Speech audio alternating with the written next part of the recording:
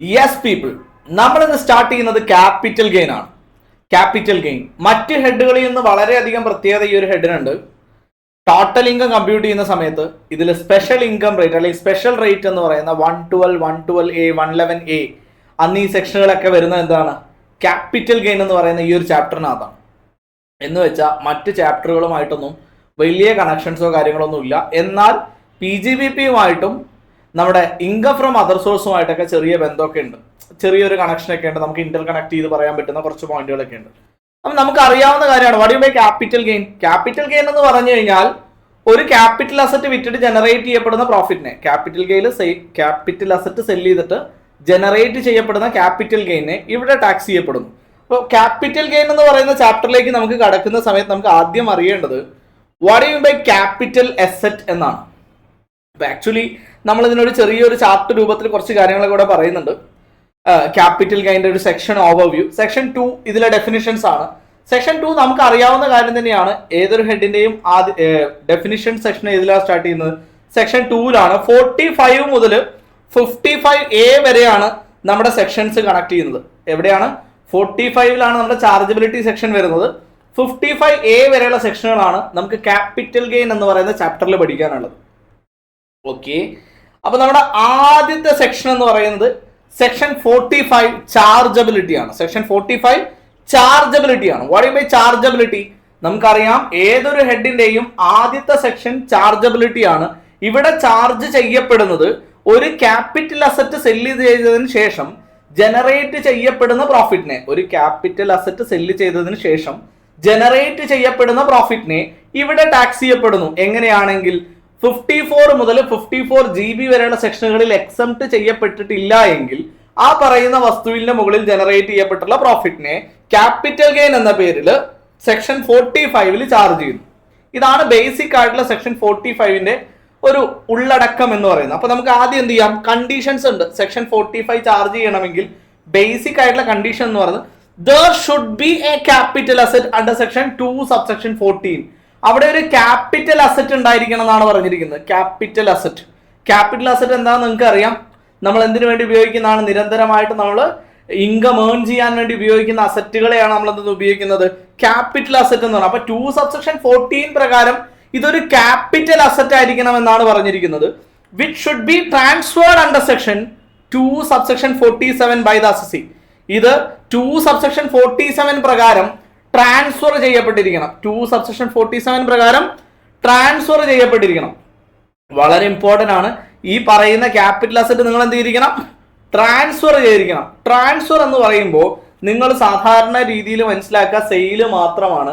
ഇവിടെ സെയിൽ എന്ന് പറയുന്ന വേർഡിനേക്കാൾ ഇമ്പോർട്ടന്റ് ട്രാൻസ്ഫർ എന്ന് പറയാൻ കാരണം ട്രാൻസ്ഫർ എന്ന് പറയുന്ന വേർഡിൽ ഒരുപാട് കാര്യങ്ങൾ ഉൾപ്പെട്ടിട്ടുണ്ട്. Sale, relinquishment, extinguishment, compulsory acquisition, conversion of capital asset into stock in trade, ഇങ്ങനെ വിവിധ രൂപങ്ങളിൽ വരുന്ന ട്രാൻസാക്ഷനുകളെല്ലാം നമ്മൾ ട്രാൻസ്ഫർ എന്ന് പറയുന്ന വേർഡിലാണ് ഉൾപ്പെടുത്തിയിരിക്കുന്നത്. സെക്ഷൻ 2 subsection 47ലാണ് ട്രാൻസ്ഫറിനെ കുറിച്ച് നമ്മൾ ഡിസ്കസ് ചെയ്യാൻ പോകുന്നത്. അപ്പൊ ക്ലിയർ ആയിട്ട് മനസ്സിലാക്കുക, ഇവിടെ ഒരു ക്യാപിറ്റൽ അസറ്റ് ഉണ്ടായിരിക്കണം, അത് ട്രാൻസ്ഫർ ചെയ്യപ്പെട്ടിരിക്കണം. ട്രാൻസ്ഫർ എന്ന് പറഞ്ഞാൽ നിങ്ങൾ സെയിൽ എന്ന് മാത്രമായിട്ട് കൺസിഡർ ചെയ്യരുത്. സെയിൽ മാത്രമല്ല ഇവിടെ ട്രാൻസ്ഫർ എന്ന് പറയുന്നത്. ട്രാൻസ്ഫർ എന്ന് പറയുന്നത് റിലിങ്ക്വിഷ്മെന്റ് പരിത്യജിക്കുന്നതായിരിക്കാം, എക്സ്റ്റിഗ്യൂഷ്മെന്റ് തകർത്തൊഴിവാക്കുന്നതായിരിക്കാം, അല്ലെങ്കിൽ എന്താണ് കമ്പൽസറി അക്വിസിഷൻ നിയമപരമായിട്ട് ഗവൺമെന്റ് നമ്മുടെ കയ്യിൽ നിന്ന് പ്രോപ്പർട്ടി പിടിച്ചെടുക്കുന്നതായിരിക്കാം, conversion of capital asset into stock in trade, നമ്മുടെ കയ്യിൽ ഇരുന്ന ഒരു ക്യാപിറ്റൽ അസറ്റിനെ നമ്മൾ സ്റ്റോക്ക് ഇൻ ട്രേഡ് ആയിട്ട് അഥവാ സ്റ്റോക്ക് ആയിട്ട് കൺവേർട്ട് ചെയ്യുന്നതായിരിക്കാം. ഇങ്ങനെ ഡിഫറെന്റ് കൈൻഡ് ഓഫ് ആക്ടിവിറ്റീസിനെ വേണമെങ്കിൽ നമുക്ക് എന്ത് വിളിക്കാം? ട്രാൻസ്ഫർ എന്ന് വിളിക്കാം. അപ്പൊ ഇത് നമുക്ക് ഡിസ്കസ് ചെയ്യുന്നത് 2 subsection 47 ആണ്. അപ്പൊ രണ്ടാമത്തെ condition which should be transferred under section 2 subsection 47 by the assessee.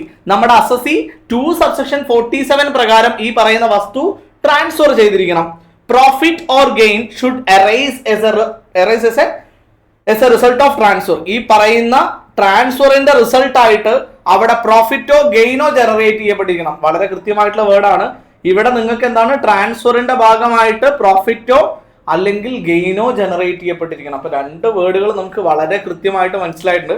there should be a capital asset which should be transferred. ഈ ട്രാൻസ്ഫറിന്റെ ഭാഗമായിട്ട് എന്തിരിക്കണം? Profit or gain should be arise as a result of a transfer. ട്രാൻസ്ഫറിന്റെ ഭാഗമായിട്ട് നമുക്ക് profit generate ചെയ്തിരിക്കണം. such profit or gain is not exempt under section 54, 54B, 54D, 54EC, 54F, 54G, GA, GB എന്നീ സെക്ഷനുകളിൽ നിന്നൊന്നും എക്സംപ്റ്റ് ചെയ്യാൻ പാടില്ല. അപ്പോൾ 54 മുതൽ 54 GB വരെയുള്ള സെക്ഷനുകളിൽ എക്സംപ്റ്റ് ചെയ്യാൻ പാടില്ല എന്നുള്ളതാണ് നമ്മുടെ അടുത്ത കണ്ടീഷൻ എന്ന് പറയുന്നത്. അപ്പൊ ഇത്രയും സെക്ഷനുകളിൽ എന്ത് ചെയ്യാൻ പാടില്ല? എക്സംപ്റ്റ് ചെയ്യാൻ പാടില്ല. ഈ പറയുന്ന ഇൻകത്തിനെ നമുക്ക് എക്സംപ്റ്റ് ചെയ്യപ്പെടാതിരുന്നു കഴിഞ്ഞാൽ മാത്രമേ സെക്ഷൻ 45 ആപ്ലിക്കബിൾ ആവുള്ളൂ. അപ്പൊ ക്ലിയർ ആണോ? മനസ്സിലായിട്ടുണ്ടോ? അപ്പൊ നമ്മൾ ഓൾറെഡി മനസ്സിലാക്കേണ്ട ഒരു കാര്യം, ഇവിടെ ട്രാൻസ്ഫർ നടന്നിട്ടുണ്ടായിരിക്കണം, അതൊരു ക്യാപിറ്റൽ അസറ്റ് ആയിരിക്കണം ട്രാൻസ്ഫർ ചെയ്യുന്നത്. പ്രോഫിറ്റ് അല്ലെങ്കിൽ ഗെയിന് ജനറേറ്റ് ചെയ്യപ്പെട്ടിരിക്കണം. ഈ ജനറേറ്റ് ചെയ്യപ്പെട്ടുള്ള പ്രോഫിറ്റിൽ നിന്ന് 54 മുതൽ 54 GB വരെയുള്ള സെക്ഷനുകളിൽ എക്സംപ്റ്റ് ചെയ്യാൻ പാടില്ല. അപ്പൊ ഇതാണ് നമ്മുടെ ചാർജബിലിറ്റി സെക്ഷൻ. ഈ ചാർജബിലിറ്റി സെക്ഷൻ നമുക്ക് ഇമ്പോർട്ടന്റ് ആണ്. നമ്മൾ ഒരു ഡെഫിനിഷൻ ഒന്നും ചോദിക്കത്തൊന്നുമില്ല. എന്നിരുന്നാലും ഇത് വളരെ കൃത്യമായിട്ട് മനസ്സിലാക്കി വെച്ചാൽ മാത്രമേ നമുക്ക് മുന്നോട്ട് പോകാൻ പറ്റും. Capital gain is A very simple chapter, very simple chapter. But ആദ്യത്തെ 1.5 hour നിങ്ങൾ എത്ര നന്നായിട്ട് ശ്രദ്ധിക്കുന്നോ അതാണ് ഈ ചാപ്റ്ററിന് നിങ്ങളുടെ ഗ്രിപ്പ് എന്ന് പറയുന്നത്. 1.5 hour നിങ്ങൾ എത്ര നന്നായിട്ട് മനസ്സിലാക്കി വെച്ചിട്ടുണ്ടോ വളരെ കൃത്യമായിട്ട് നിങ്ങൾക്ക് ക്യാപിറ്റൽ ഗെയിനിൽ ഏത് ക്വസ്റ്റിനും ക്രാക്ക് ചെയ്യാം. ക്ലിയർ ആണല്ലോ അല്ലേ? അപ്പൊ ഇതിന്റെ ബേസ് പ്രോപ്പർ ആക്കുക എന്നുള്ളതാണ്. അപ്പൊ നമ്മളിന്ന് ഏകദേശം എടുക്കാൻ ഉദ്ദേശിച്ചിട്ടുള്ളത് ബേസ് മാത്രമാണ്. നാളത്തെ ക്ലാസ്സിലായിരിക്കും നമ്മൾ അഡ്വാൻസ് ലെവലായിട്ടുള്ള കാര്യങ്ങൾ ഡിസ്കസ് ചെയ്യാം. Okay, if the above conditions are satisfied, then capital gain is taxable in the assessment year relevant to the previous year in which capital asset is transferred. Capital asset transfer ചെയ്യപ്പെട്ട് കഴിഞ്ഞാൽ എന്ത് generate ചെയ്യും? ഈ generate ചെയ്തിട്ടുള്ള capital അസറ്റിന്റെ profit അല്ലെങ്കിൽ gain നമുക്ക് എവിടെ ടാക്സ് ചെയ്യാം? അസസ്മെന്റ് ഇയറിലാണ്, പ്രീവിയസ് ഇയറിലെ ഇൻകത്തിന്റെ. ക്ലിയർ ആണല്ലോ അല്ലെ? അപ്പൊ എന്തായിരിക്കണം? ഇവിടെ ക്യാപിറ്റൽ അസറ്റ് ട്രാൻസ്ഫർ ചെയ്തിരിക്കണം. അപ്പൊ നമുക്ക് ആദ്യമായിട്ട് അറിയേണ്ടത് what you mean by capital asset. നമുക്ക് ആദ്യത്തെ definition there should be a capital asset എന്നുള്ള വേർഡിൽ നിന്ന് നമ്മൾ സ്റ്റാർട്ട് ചെയ്തു. What you mean by capital asset? 2 subsection 14 നമ്മുടെ ക്യാപിറ്റൽ അസറ്റിനെ കുറിച്ച് പറയുന്നത്. Capital asset means a property of any kind held by an assessee whether or not connected with his business or profession. ബിസിനസ്സിനോ പ്രൊഫഷനോ ഉപയോഗിക്കുന്നതോ അല്ലാത്തതോ ആയിട്ടുള്ള വസ്തുക്കളെ നമ്മൾക്ക് വേണമെങ്കിൽ എന്തെന്ന് വിളിക്കാം? പ്രോപ്പർട്ടി അല്ലെങ്കിൽ കൈൻഡിനെ എന്തെന്ന് വിളിക്കാം? ക്യാപിറ്റൽ അസറ്റ് എന്ന് വിളിക്കാം. Next, any security held by a foreign institutional investor which has invested in securities in accordance with the regulations made under SEBI Act. Foreign institutional investor ഇവിടെ ട്രേഡർ ആയിട്ടോ അല്ലെങ്കിൽ അയാളെ ഇൻവെസ്റ്റ്മെന്റിന്റെ ഭാഗമായിട്ടോ സെക്യൂരിറ്റീസ് പർച്ചേസ് ചെയ്ത് വെച്ചിട്ടുണ്ടെങ്കിൽ അയാളെയും നമുക്ക് എന്തെന്ന് വിളിക്കാം? അയാളുടെ അസറ്റിനെ നമുക്ക് എന്തെന്ന് വിളിക്കാം? Foreign institutional investor security exchange board of ഇന്ത്യയുടെ റൂൾസ് ആൻഡ് റെഗുലേഷൻസ് ഫോളോ ചെയ്തുകൊണ്ട് സെക്യൂരിറ്റീസ് പർച്ചേസ് ചെയ്തിട്ടുണ്ടെങ്കിൽ നമുക്ക് എന്ത് വിളിക്കാം? ആ വസ്തുക്കളെ നമുക്ക് ക്യാപിറ്റൽ അസറ്റ് എന്ന് വിളിക്കാം. ഓക്കെ ആണല്ലോ അല്ലെ? അപ്പൊ അതിനെ ക്യാപിറ്റൽ അസറ്റ് എന്ന് പറഞ്ഞാൽ ഫോറിൻ ഇൻസ്റ്റിറ്റ്യൂഷണൽ ഇൻവെസ്റ്റർ ഇവിടെ വിൽക്കാൻ വേണ്ടിയിട്ടോ അല്ലെങ്കിൽ അയാൾ ഇൻവെസ്റ്റ് ചെയ്യുന്നതിന്റെ ഭാഗമായിട്ട് ഇവിടെ ഇൻവെസ്റ്റ് ചെയ്തിട്ടുണ്ട് എങ്കിൽ അത്തരം വസ്തുക്കളെ അല്ലെങ്കിൽ അത്തരം സെക്യൂരിറ്റീസിനെയും നമ്മൾ ക്യാപിറ്റൽ അസറ്റ് എന്ന് പറയുന്നതിന്റെ കാറ്റഗറിയിൽ ഉൾപ്പെടുത്തും. അതെന്താ സാർ ഫോറിൻ ഇൻസ്റ്റിറ്റ്യൂഷണൽ ഇൻവെസ്റ്റർക്ക് ഇത്രമാത്രം പ്രത്യേകത? എടോ, നിങ്ങളൊരു സ്പെക്യുലേഷൻ ബിസിനസ് നടത്തുന്ന അസസി ആണെങ്കിൽ നേരെ എങ്ങോട്ടേക്ക് പോകും? BGBPയിലേക്ക് പോകും. ഇവിടെ അങ്ങനെ ഒരു കാറ്റഗറി ഇല്ല. നിങ്ങൾ ഇൻവെസ്റ്റ് ചെയ്യപ്പെടുന്നു എന്നുള്ള കോൺസെപ്റ്റിലാണ് ഇവിടെ ഡിസ്കസ് ചെയ്യുന്നത് ഫോറിൻ ഇൻസ്റ്റിറ്റ്യൂഷണൽ ഇൻവെസ്റ്ററിന്റെ ഭാഗമായിട്ട്. അപ്പൊ any securities held by an foreign institutional investor which has invested in such securities in accordance with the regulation made under the SEBI act. Clear ആണോ?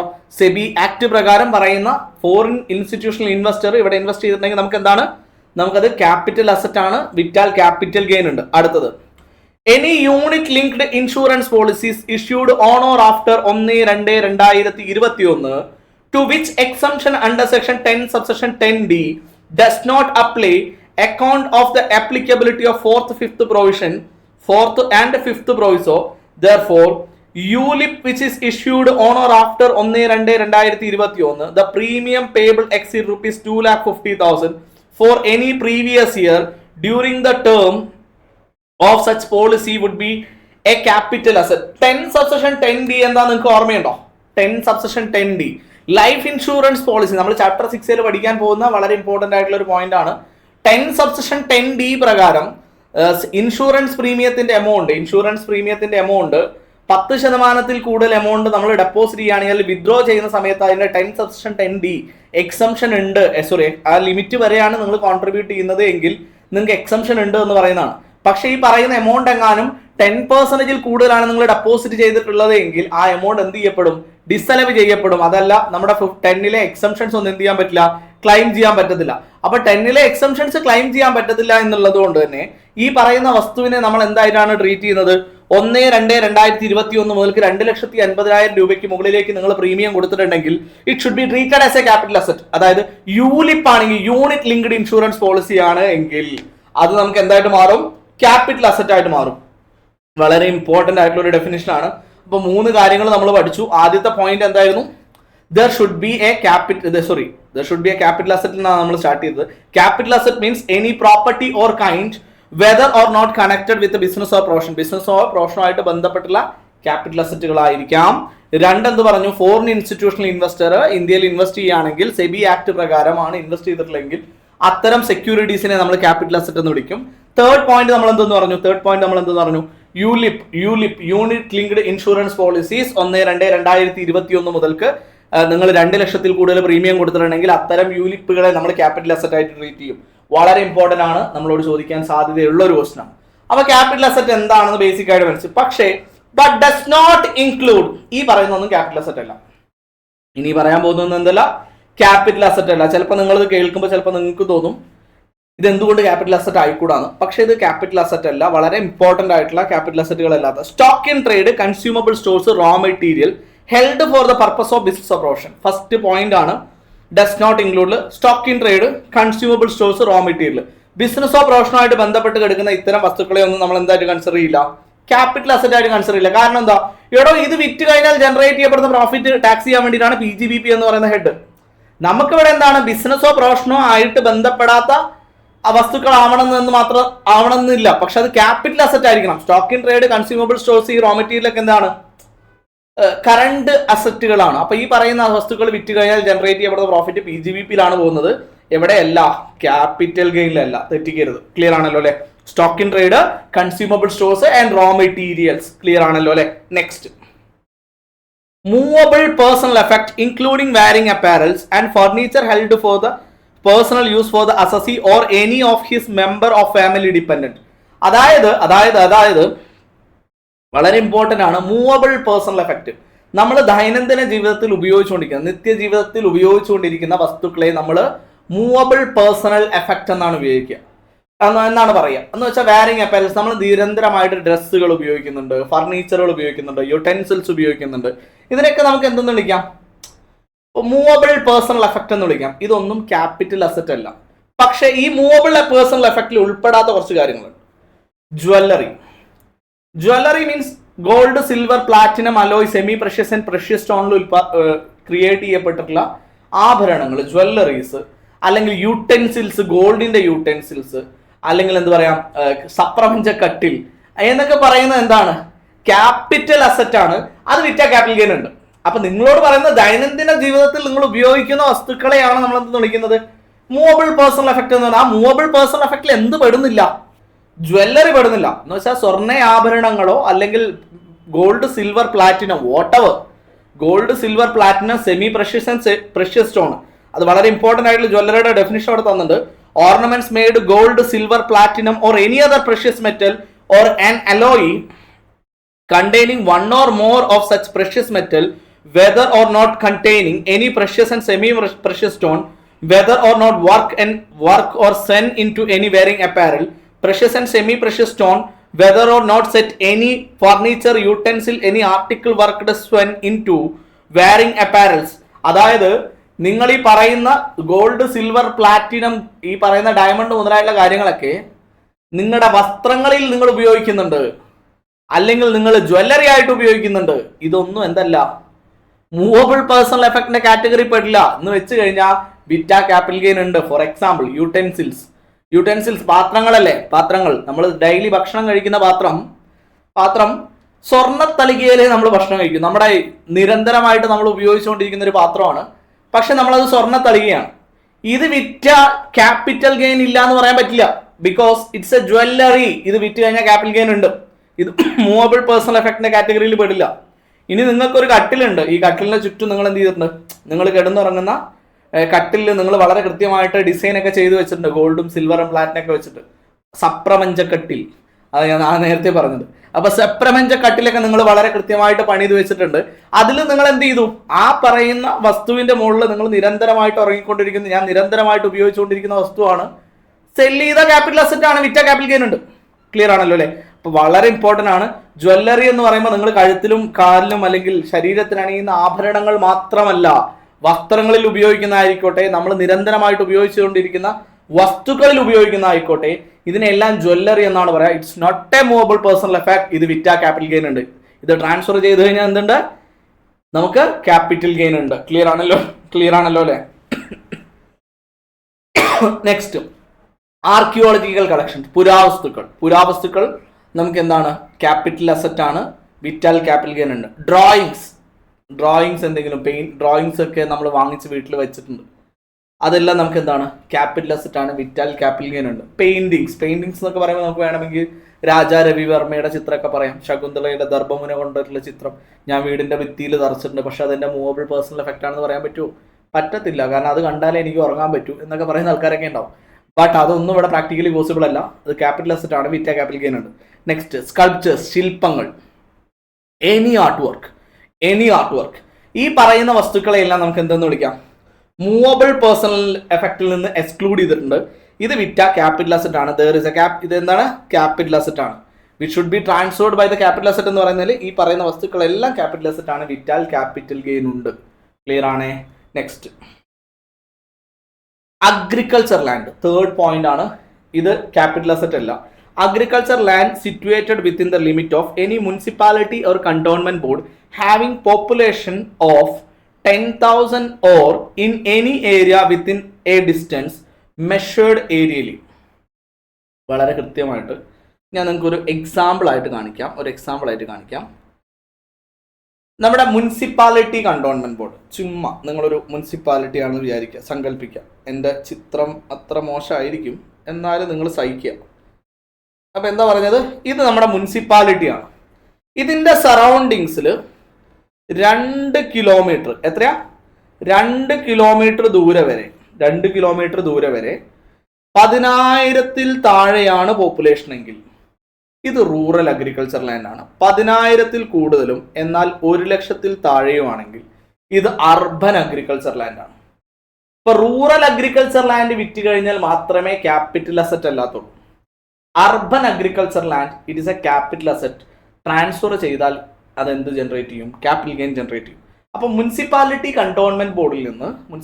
ഓർ കണ്ടോൺമെന്റ് ബോർഡിൽ നിന്ന് 2 കിലോമീറ്റർ ദൂരെ മാറി, 2 kilometre സറൗണ്ടിങ്സിൽ 10,000-ൽ കൂടുതൽ population ഉണ്ടെങ്കിൽ അർബനായി, 10,000-ൽ താഴെ പോപ്പുലേഷൻ ആണെങ്കിൽ നമ്മൾ അതിനെ റൂറൽ അഗ്രികൾച്ചർ ലാൻഡ് എന്ന് വിളിക്കും. ഇനി നെക്സ്റ്റ്, മുനിസിപ്പാലിറ്റി കണ്ടോൺമെന്റ് ബോർഡിൽ നിന്ന് 6 കിലോമീറ്റേഴ്സ് മാറിയിട്ട് നമ്മുടെ പോപ്പുലേഷൻ എന്ന് പറയുന്നത് 1,00,000-ൽ കൂടുതൽ പോപ്പുലേഷൻ ഉണ്ട്. 1,00,000-ൽ കൂടുതൽ പോപ്പുലേഷൻ ഉണ്ട്. എന്നാൽ അത് 10,00,000-ൽ കൂടുതൽ എക്സീഡ് ചെയ്തിട്ടില്ല എങ്കിൽ അത് അർബൻ അഗ്രികൾച്ചർ ലാൻഡ് ആണ്. 1,00,000-ൽ കൂടുതൽ എന്തുണ്ട്? സോറി, ഒരു minute.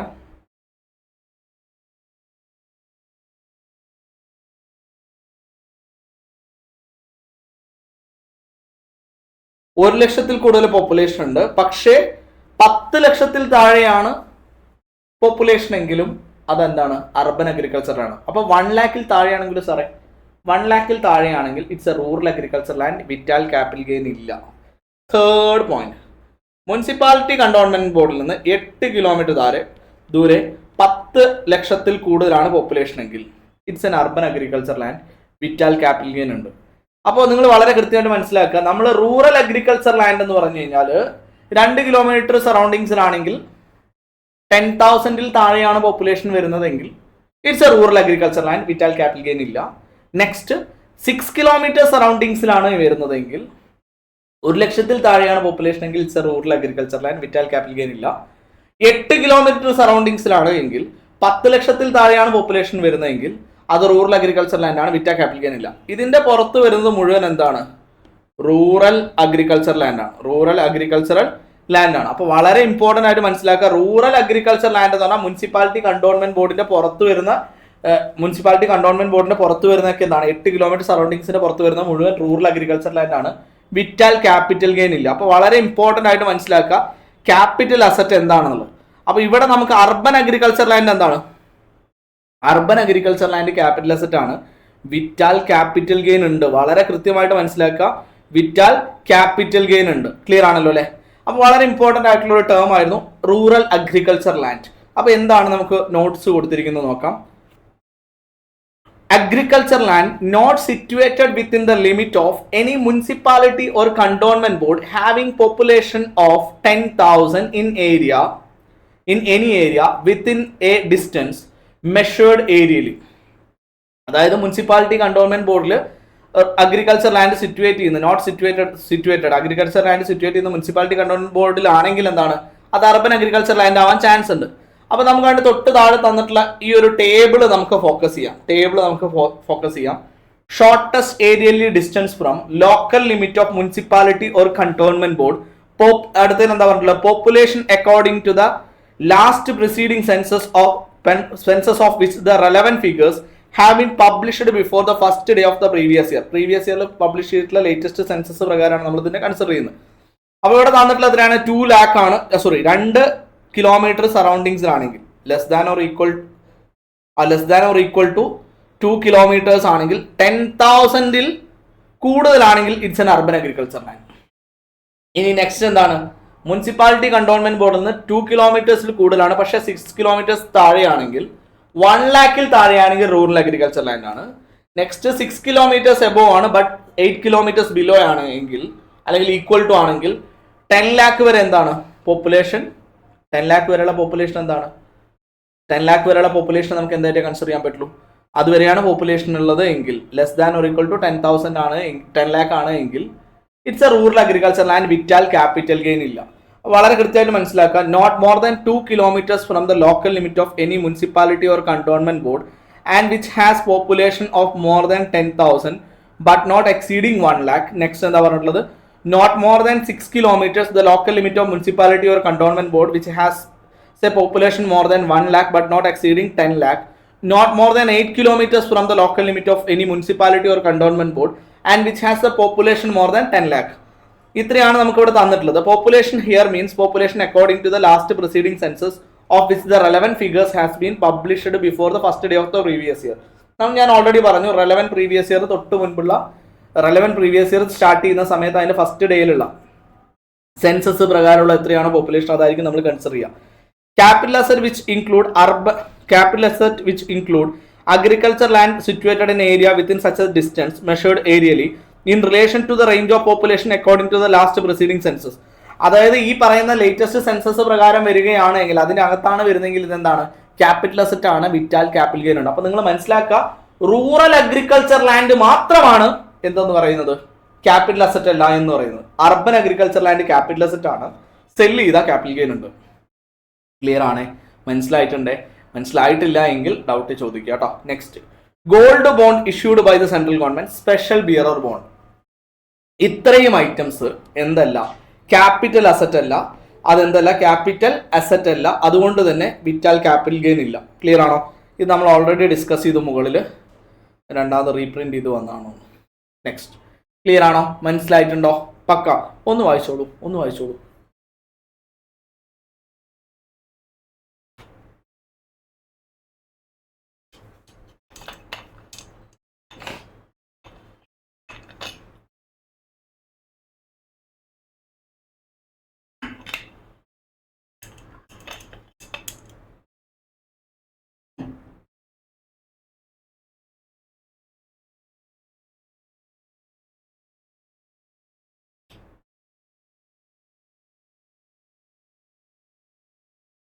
Next, short term and long term capital asset. അടുത്ത വളരെ ഇമ്പോർട്ടൻ്റ് ആയിട്ടുള്ള ടേം ആണ്. ക്യാപിറ്റൽ അസറ്റിനെ നമ്മൾ ഷോർട്ട് ടേം ഒന്നും ലോങ് ടേം ഒന്നും എന്ത് ചെയ്തിട്ടുണ്ട്? ഡിവൈഡ് ചെയ്തിട്ടുണ്ട്. 2 പാർട്ടായിട്ട് ക്ലാസിഫൈ ചെയ്തിട്ടുണ്ട്. അതിൽ ഫസ്റ്റ് പാർട്ട് എന്തിനാണ് ഷോർട്ട് ടേം ലോങ് ടേം ആക്കുന്നത്? നമ്മുടെ ക്യാപിറ്റൽ ഗെയിനിൽ 2 തരത്തിലുള്ള ക്യാപിറ്റൽ ഗെയിൻ റേറ്റുകൾ പറയുന്നുണ്ട്.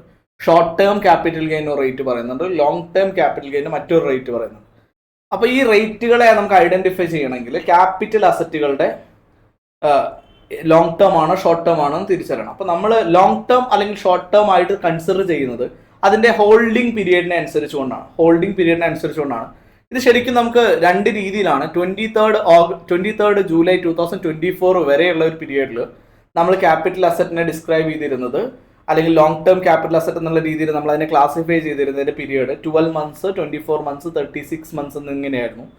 23rd ജൂലൈ 2024 ശേഷം ഇത് രണ്ട് കാറ്റഗറി ആയിട്ട് തിരിഞ്ഞു, 12 months ആൻഡ് 24 months. എന്ന് വെച്ചാൽ 12 months കൂടുതൽ ഹോൾഡ് ചെയ്താൽ ലോങ് ടേം ആണ്, അല്ലെങ്കിൽ 24 months കൂടുതൽ ഹോൾഡ് ചെയ്താൽ ലോങ് ടേം ആണ്. ഇതിൽ താഴെയാണ് ഹോൾഡ് ചെയ്യുന്നതെങ്കിൽ ഇത് ഷോർട്ട് ടേം ആണ്. ഇതാണ് നമുക്ക് നേരത്തെ ആയിരുന്നെങ്കിൽ 12 months കൂടുതലാണെങ്കിൽ ലോങ് ടേം, 24 months കൂടുതലാണെങ്കിൽ ലോങ് ടേം, 36 months കൂടുതലാണെങ്കിൽ ലോങ് ടേം, ഇങ്ങനെയായിരുന്നു ഉണ്ടായിരുന്നത്. പക്ഷേ റെലവൻറ്റ് പ്രീവിയസ് ഇയർ മുതൽക്ക് ഇനി നമുക്ക് അടുത്ത അസസ്മെന്റ് ഇയർ ഒക്കെ എടുക്കുകയാണെങ്കിൽ 2025-26 ഇപ്പോൾ നടന്നുകൊണ്ടിരിക്കുന്നത്. അപ്പോൾ 26-27 മുതൽക്കൊക്കെ എന്തായിരിക്കും നമുക്ക് അവൈലബിൾ ആയിരിക്കുക? കംപ്ലീറ്റ്ലി രണ്ട് കാറ്റഗറി ഉണ്ടാവുള്ളൂ, 2 month കാറ്റഗറി ഉണ്ടാവുള്ളൂ, 24 months അതുപോലെ തന്നെ 12 months. അപ്പോൾ നമുക്ക് ആദ്യത്തെ category long term capital asset. അത് short term capital asset section 2 subsection 42A പ്രകാരമുള്ള കാര്യങ്ങളും നമുക്ക് ഷോർട്ട് ടേം ലോങ് ടേം ഒരുപോലെ തരംതിരിക്കാം. അപ്പോൾ അതിൽ ആദ്യം ഷോർട്ട് ടേമിന്റെ കാറ്റഗറിയിൽ തന്നെ പറയും. First one, capital asset short term if it is held for and long term if it is held for. In case of transfer take place before 23rd July 2024 ആണ് എങ്കിൽ securities other than unit listed in a recognized stock exchange, unit of equity oriented fund and unit of UTI, zero coupon bonds. Unit of UTI അല്ലെങ്കിൽ zero coupon bonds അല്ലെങ്കിൽ securities other than units ആണ്. ഈ പറയുന്ന units അല്ലാത്ത എന്തൊക്കെയാ ശ്രദ്ധിച്ചോളൂ, securities, unit of equity oriented fund, അതുപോലെ തന്നെ unit of UTI, zero coupon bond. 12 months കൂടുതലാണ് ഹോൾഡ് ചെയ്യുന്നതെങ്കിൽ ലോങ് ടേം ആണ്, 12 months താഴെയാണ് ഹോൾഡ് ചെയ്യുന്നതെങ്കിൽ ഇറ്റ്സ് എ ഷോർട്ട് ടേം ആണ്. ശ്രദ്ധിക്കാം, securities, unit of UTI and zero coupon bonds, ഈ 3 കാറ്റഗറിയിൽ പെടുന്ന വസ്തുക്കളും 12 മാസത്തിൽ കൂടുതൽ ഹോൾഡ് ചെയ്തിട്ടുണ്ടെങ്കിൽ ലോങ് ടേം ആണ്, 12 മാസത്തിൽ താഴെയാണ് ഹോൾഡ് ചെയ്യുന്നതെങ്കിൽ ഷോർട്ട് ടേം ആണ്. Next, unlisted shares, land, building or both. Unlisted shares, land, building or both 24 months താഴെയാണ് ഹോൾഡ് ചെയ്തിരിക്കുന്നത് ഷോർട്ട് ടേം ആണ്, 24 months കൂടുതലാണ് ഹോൾഡ് ചെയ്തിരിക്കുന്നതെങ്കിൽ ലോങ് ടേം ആണ്. Next, unlisted securities other than shares, other capital asset. Unlisted securities other than ഷെയർസും other capital അസറ്റും 36 months കൂടുതലാണ് hold ചെയ്യുന്നതെങ്കിൽ ലോങ് ടേം ആണ്, 36 months കുറവാണ് ഹോൾഡ് ചെയ്യുന്നതെങ്കിൽ ഷോർട്ട് ടേം ആണ്.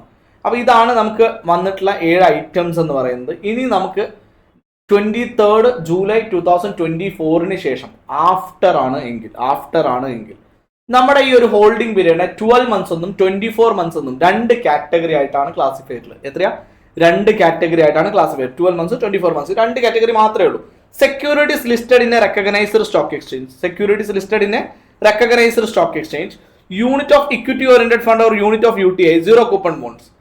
ഈ പറയുന്ന 3 അസറ്റുകളും 12 months താഴെയാണ് ഹോൾഡ് ചെയ്യുന്നതെങ്കിൽ ഷോർട്ട് ടേം, 12 months കൂടുതലാണ് ഹോൾഡ് ചെയ്യുന്നതെങ്കിൽ long term. Next, other capital asset ആണെങ്കിൽ ഇനി അതർ ക്യാപിറ്റൽ അസറ്റ് എന്ന് പറയുന്ന കാറ്റഗറി ഉള്ളൂ. നേരത്തെ ആണെങ്കിൽ നമുക്ക് അവിടെ എന്തായിരുന്നു? അൺലിസ്റ്റഡ് സെക്യൂരിറ്റീസ്, അൺലിസ്റ്റഡ് ഷെയർസും അതുപോലെ തന്നെ ലാൻഡ് ആൻഡ് ബിൽഡിംഗ് മാത്രമേ 24 months കാറ്റഗറിയിൽ ഉണ്ടായിരുന്നുള്ളൂ. പക്ഷേ ഇനി അങ്ങോട്ടേക്ക് 23/7/2024 ശേഷമാണോ എങ്കിൽ 24 മാസത്തിൽ കൂടുതൽ ഹോൾഡ് ചെയ്യുകയാണെങ്കിൽ ഈ പറയുന്ന 3 അസറ്റുകൾ ഒഴികെയുള്ള ബാക്കി എല്ലാ അസറ്റുകളും 24 മാസത്തിൽ കൂടുതൽ ഹോൾഡ് ചെയ്താൽ ലോങ് ടേം, അല്ലെങ്കിൽ ഷോർട്ട് ടേം. ക്ലിയർ ആണോ? മനസ്സിലായിട്ടുണ്ടോ? വളരെ കൃത്യമായിട്ട് മനസ്സിലാക്കി വെക്കുക. ഈ ബേസ് ഉണ്ടെങ്കിൽ മാത്രമേ നമുക്ക് മുന്നോട്ട് പോകാൻ പറ്റൂ. ക്ലിയർ ആണോ മക്കളെ? മനസ്സിലായിട്ടുണ്ടോ? As per section 50AA, capital gain arising from transfer of the following asset would be always capital gain arising from transfer of short term capital asset irrespective of the period of holding of asset. 50AA പ്രകാരം ഈ പറയുന്ന അസറ്റുകൾ transfer ചെയ്യുന്നത് നിങ്ങൾ long term ആയിക്കോട്ടെ short term ആയിക്കോട്ടെ, ഈ പറയുന്ന വസ്തുക്കളെല്ലാം എന്താണ്? ഷോർട്ട് ടേം ആയിട്ടാണ് കൺസിഡർ ചെയ്യുക. അപ്പൊ അത് ഏതൊക്കെയാണ്? Unit of specified mutual fund acquired on or after 1/4/2023. 1/4/2023 ശേഷം ഈ പറയുന്ന ഷെയർസ് നിങ്ങൾ പർച്ചേസ് ചെയ്യുകയാണെങ്കിൽ ഇറ്റ്സ് ഓൾവേസ് ഷോർട്ട് ടേം. അതുപോലെ മാർക്കറ്റ് ലിങ്ക്ഡ്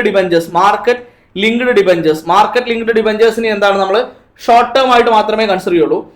അടുത്ത unlisted bond, unlisted debentures which is transferred and redeemed on or after 23/7/2024. ഇത് കൂടാതെ നമുക്ക് വേണ്ട ഒരു കാര്യം കൂടെ പറയാനുണ്ട്. 50 ഒരു കാര്യം കൂടെ നമുക്ക് പറയാനുണ്ട്. ക്യാപിറ്റൽ അസറ്റ്, ഈ ബിസിനസ്സിൽ യൂസ് ചെയ്തിട്ടുള്ള ഒരു വസ്തു ഡിപ്രിസിയേഷൻ ചാർജ് ചെയ്തിട്ടുള്ള ഒരു അസറ്റ് നമ്മൾ സെല് ചെയ്ത് കഴിഞ്ഞാൽ capital gain always short term ആണ്. അത് നമ്മൾ ഓൾറെഡി അവിടെ പഠിച്ചിട്ടുണ്ടായിരുന്നു, PGBP പഠിച്ചിട്ടുണ്ടായിരുന്നു. ഒറിജിനൽ കോസ്റ്റിന്റെ മുകളിലേക്ക് പോവുകയാണെങ്കിൽ, അതല്ലെങ്കിൽ WDV വാല്യൂവിന്റെ മുകളിലേക്ക് പോവുകയാണ് എങ്കിൽ അവിടെ capital gain of course capital gain ഉണ്ടാവും. ഇറ്റ്സ് ഓൾവേസ് ഷോർട്ട് ടേം ആണ്, ഓൾവേസ് ഷോർട്ട് ടേം ആണ്. നമ്മൾ അതിന്റെ പീരിയഡിനെ മറ്റു കാര്യങ്ങളൊന്നും കൺസിഡർ ചെയ്യാതെ സെക്ഷൻ 50 നമ്മൾ ഡിസ്കസ് ചെയ്യുന്നത്. ഇത് 50A പ്രകാരം പറയുന്ന കാര്യങ്ങളാണ്. ഇമ്പോർട്ടന്റ് ആണ്, വളരെ ഇമ്പോർട്ടന്റ് ആയിട്ടുള്ള പോയിന്റുകളാണ്. ക്ലിയർ ആണല്ലോ അല്ലെ? മനസ്സിലായിട്ടുണ്ടല്ലോ അല്ലെ? നെക്സ്റ്റ്, അപ്പൊ ഇത് വളരെ ഇമ്പോർട്ടന്റ് ആയിട്ടുള്ള ഒരു പോയിന്റ് ആണ്, മനസ്സിലായെന്ന് വിചാരിക്കുന്നു. Next, capital asset. ക്ലിയർ ആണല്ലോ അല്ലെ? മനസ്സിലായിട്ടുണ്ടല്ലോ അല്ലെ? ഒന്ന് വായിച്ചോളൂ ജസ്റ്റ് ഒന്ന്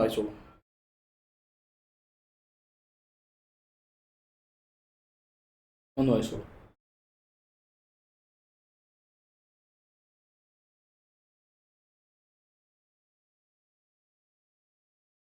ഇതുവരെയുള്ള ഒന്ന് വായിക്കാട്ടോ, കംപ്ലീറ്റ് ചെയ്യാം.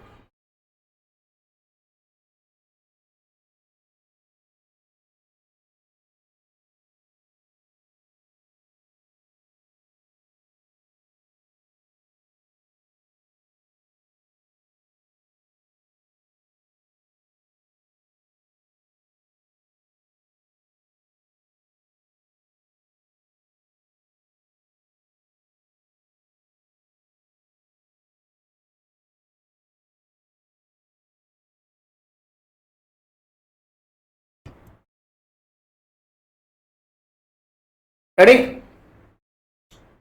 Next, long term capital asset എന്താണ്? ലോങ് ടേം ക്യാപിറ്റൽ അസറ്റ് എന്ന് പറഞ്ഞാൽ ഷോർട്ട് ടേം അല്ലാത്ത എല്ലാ കാര്യങ്ങളും നമ്മൾ എന്ത് വിളിക്കും? ലോങ് ടേം എന്ന് വിളിക്കും. Means a capital asset which is not a short term capital asset, that is if a capital asset is held more than 12 months or 24 months prior to the date of transfer, then it is a long term capital asset. Long term capital asset. ഇനി long term capital ഗെയിനും short term capital gain. Long term capital asset വിറ്റിട്ട് generate ചെയ്യപ്പെടുന്ന profit ആണെങ്കിൽ long term capital gain. Short term capital asset വിറ്റിട്ട് generate ചെയ്യപ്പെടുന്ന capital gain ആണെങ്കിൽ short term capital gain. It's always, നിങ്ങൾക്ക് എല്ലാവർക്കും വളരെ ഈസി ആയിട്ട് മനസ്സിലാവും, ഈസിലി അണ്ടർസ്റ്റാൻഡബിൾ ആണ്. Long term capital gain means arising from transfer of long term capital asset, and short term capital gain means arising from transfer of short term capital asset. വളരെ important ആയിട്ടുള്ള term ആണ്, നമ്മളോട് ചോദിക്കാൻ സാധ്യതയുള്ള ഏരിയയാണ്. അടുത്തത് 2/47 transfer. വളരെ ഇമ്പോർട്ടൻ്റ് ആണ്. ട്രാൻസ്ഫർ എന്ന് പറയുന്നത് നിങ്ങൾ ഇതിനു മുൻപ് നിങ്ങൾ അക്കൗണ്ടിങ്ങിലൊക്കെ പഠിച്ചിരിക്കുന്നതൊക്കെ മറന്നു കളയുക. ക്യാപിറ്റൽ ഗെയിനിലേക്ക് വരുമ്പോൾ ട്രാൻസ്ഫർ എന്ന് പറയുന്ന വേർഡ് വളരെ വൈഡാണ്. ഈ പറയുന്ന എല്ലാ കാര്യത്തിനെയും നമ്മൾ ട്രാൻസ്ഫർ ആയിട്ടാണ് കൺസിഡർ ചെയ്യുക. As per section 2/47 transfer include the followings. ഏതൊക്കെയാണ്? Sale, exchange, relinquishment of asset. Sale, exchange, relinquishment of asset.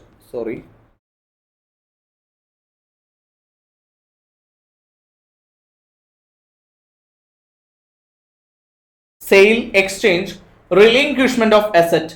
ഈ പറയുന്ന എല്ലാ കാര്യങ്ങളും, സെയിൽ എന്താണെന്ന് നമുക്കറിയാം, എക്സ്ചേഞ്ച് എന്താണെന്ന് നമുക്കറിയാം, റിലിൻക്വിഷ്മെന്റ് മീൻസ് പരിത്യജിക്കുക. അപ്പൊ റിലിൻക്വിഷ്മെന്റ് ഓഫ് അസറ്റ് ഈ പറയുന്നതെല്ലാം എന്താണ്? ഈക്വൽ ടു ട്രാൻസ്ഫർ ആണ്. ഈക്വൽ ടു എന്താണ്?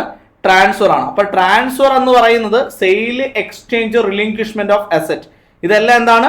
ട്രാൻസ്ഫർ ആണ്. എക്സ്റ്റിഗ്യൂഷ്മെന്റ് ഓഫ് എനി റൈറ്റ് ദെയറിൻ. നിങ്ങൾക്ക് എന്തെങ്കിലും എക്സ്റ്റിഗ്യൂഷൻ ചെയ്യാൻ, റൈറ്റ് എന്തെങ്കിലും നിങ്ങൾ തകർത്ത് പുറത്തേക്ക് വരികയാണെങ്കിൽ അതിനെ നമ്മൾ എന്ത് പറയും? എക്സ്റ്റിഗ്യൂഷ്മെന്റ് എന്ന് വിളിക്കും. അപ്പൊ ഈ എക്സ്റ്റിഗ്യൂഷ്മെന്റും എന്ത് തന്നെയാണ്?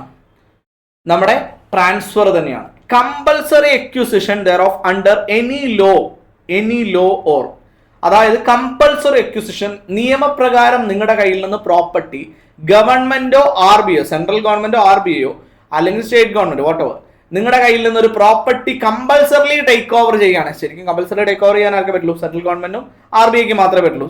അപ്പൊ ഈ സെൻട്രൽ ഗവൺമെന്റോ സ്റ്റേറ്റ് ഗവൺമെന്റോ നിങ്ങളുടെ കയ്യിൽ നിന്ന് കമ്പൽസറിലി നിങ്ങളുടെ പ്രോപ്പർട്ടി ടേക്ക് ഓവർ ചെയ്യുകയാണ് എങ്കിൽ ആ പറയുന്ന പ്രോപ്പർട്ടിയുടെ മുകളിൽ കിട്ടുന്ന ഈ പറയുന്ന പ്രോപ്പർട്ടി നിങ്ങൾ കമ്പൽസറി അക്വിസിഷൻ വഴി പിടിച്ചെടുക്കുകയാണ് എങ്കിൽ അത് നമ്മൾ എന്ത് വിളിക്കും? Compulsory acquisition. അതിന് കിട്ടുന്ന കോമ്പൻസേഷൻ നമ്മുടെ ക്യാപിറ്റൽ ഗെയിൻ ആണ്. അപ്പൊ ഇവിടെയും ട്രാൻസ്ഫർ ആണ്.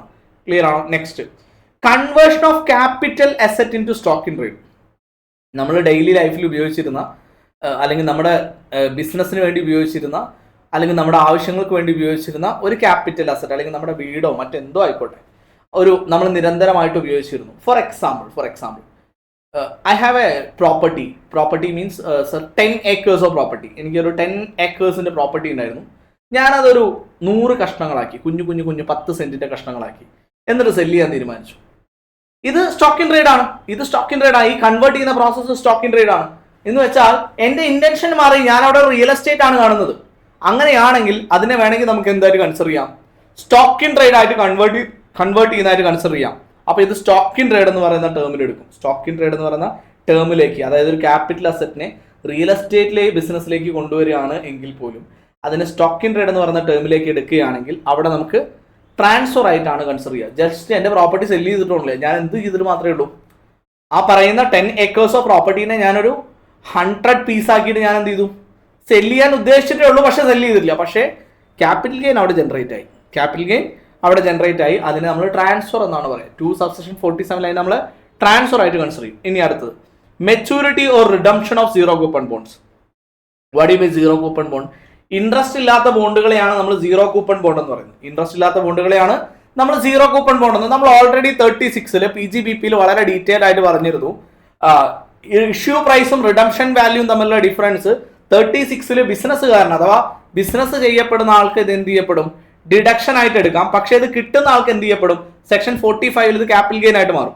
അപ്പൊ ഇവിടെ നമുക്ക് ട്രാൻസ്ഫർ ചെയ്യുന്നതിന്റെ ഭാഗമായിട്ട് റിഡംഷൻ ചെയ്യുന്ന സീറോ കൂപ്പൺ ബോണ്ടുകൾ റിഡീം ചെയ്യുകയാണെങ്കിലും അതിന് നമ്മൾ എന്തായിട്ട് കൺസിഡർ ചെയ്യുള്ളൂ, ട്രാൻസ്ഫർ ആയിട്ട് കൺസിഡർ ചെയ്യുള്ളൂ. അടുത്ത് transaction involving the part of performance of contract of the nature referred to section 53A transfer of property act. Transfer of property act പ്രകാരം ഞാൻ ഒരാളുടെ പേരിലേക്ക് ഈ പ്രോപ്പർട്ടിയുടെ പാർട്ട് ഓഫ് പെർഫോമൻസ് അല്ലെങ്കിൽ പെർഫോമൻസ് കംപ്ലീറ്റ്ലി ചേഞ്ച് ചെയ്യുകയാണെങ്കിൽ അതിനെ നമുക്ക് ട്രാൻസ്ഫർ ആയിട്ടാണ് കൺസിഡർ ചെയ്യുക. അടുത്തത് transaction which have the effect of transferring enabling the enjoyment of immovable property. ഒരു പ്രോപ്പർട്ടി ഉപയോഗിക്കാനുള്ള റൈറ്റ്സ് മുഴുവനായിട്ട് മറ്റൊരാളിലേക്ക് ട്രാൻസ്ഫർ ചെയ്യുകയാണെങ്കിലും അതിനെ നമ്മൾ ട്രാൻസ്ഫർ ആയിട്ടാണ് കൺസിഡർ ചെയ്യുക. അപ്പൊ 2/47 ട്രാൻസ്ഫർ എന്ന് പറയുന്നത് സെയിൽ എന്ന് പറയുന്ന ഒരു വേർഡിൽ മാത്രം ഒതുങ്ങി കിടക്കുന്നതല്ല, ഈ ഡെഫിനിഷനിൽ പറയുന്ന മുഴുവൻ കാര്യങ്ങളും ട്രാൻസ്ഫർ ആണ്. ക്ലിയർ ആണോ? മനസ്സിലായിട്ടുണ്ടോ? പക്ക. ഒന്ന് വായിച്ചോളൂ. നമുക്ക് കുറച്ച് തിയറി ഉണ്ട്. ഈ തിയറി കഴിഞ്ഞത് ഭയങ്കര ഇൻട്രസ്റ്റിംഗ് ടോപ്പിക്കാണ്. ബട്ട് ഈ തിയറി അറിയാതെ നമുക്ക് ഈ പ്രോബ്ലം ഒന്നും ചെയ്യാൻ പറ്റില്ല. സോ ഇതിന്റെ തിയറീസ് ഒക്കെ വളരെ കൃത്യമായിട്ട് മനസ്സിലാക്കി വെക്കുക. എന്നിട്ട് നമുക്ക് എന്ത് ചെയ്യാം, ഇതിന്റെ പ്രോബ്ലത്തിലേക്ക് പതിയെ കടന്നു കഴിഞ്ഞാൽ ഒരു ദിവസം കൊണ്ട് ചിലപ്പോൾ നമുക്ക് അങ്ങ് തീർന്നു പോകും. വളരെ സിമ്പിൾ ആണ്. അപ്പൊ നിങ്ങൾക്ക് അത് മനസ്സിലാക്കി തുടങ്ങി കഴിഞ്ഞാൽ വളരെ ഈസി ആയിട്ടുള്ള ഒരു ചാപ്റ്റർ ആണ്. ഓക്കെ, വേഗം വായിച്ചോളൂ.